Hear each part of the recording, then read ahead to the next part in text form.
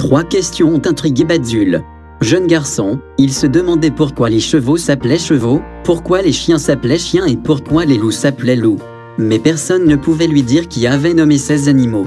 Dans une rue de la capitale de la Mongolie, il a vu des panneaux d'affichage déconseillant de fumer.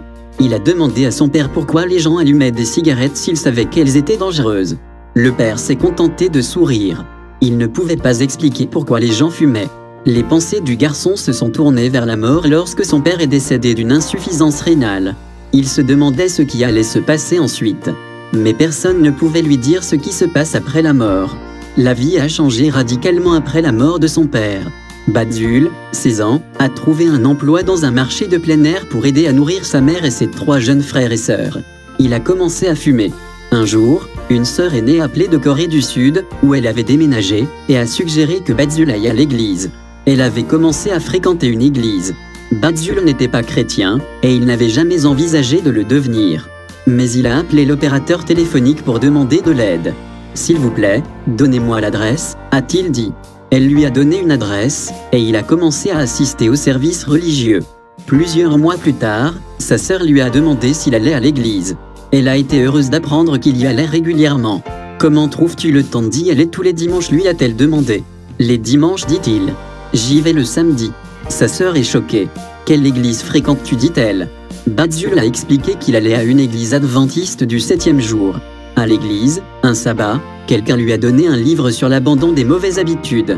Au fur et à mesure de sa lecture, il s'est convaincu que fumer était un péché.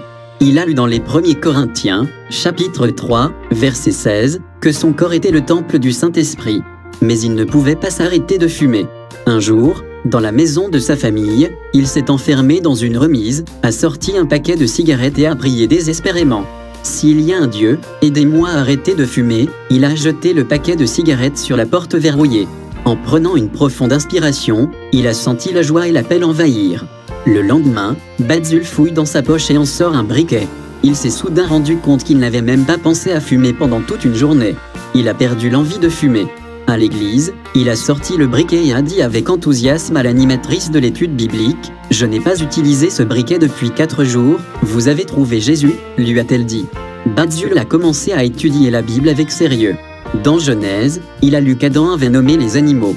Il a lu la grande controverse entre le Christ et Satan et a compris que Satan incite les gens à fumer parce qu'il veut détruire l'œuvre du Christ. Il a appris que la mort est comme un sommeil sans rêver que, lorsqu'il mourrait, il perdrait conscience jusqu'à la seconde venue de Jésus. Tout cela était si logique. Il a trouvé toutes les réponses dans la Bible. Il a donné son cœur à Jésus. Aujourd'hui, Badzul, 30 ans, et sa femme sont des pionniers de la mission globale en Mongolie. Il dit à ses compatriotes mongols que la réponse à tous les mystères de la vie se trouve dans la Bible.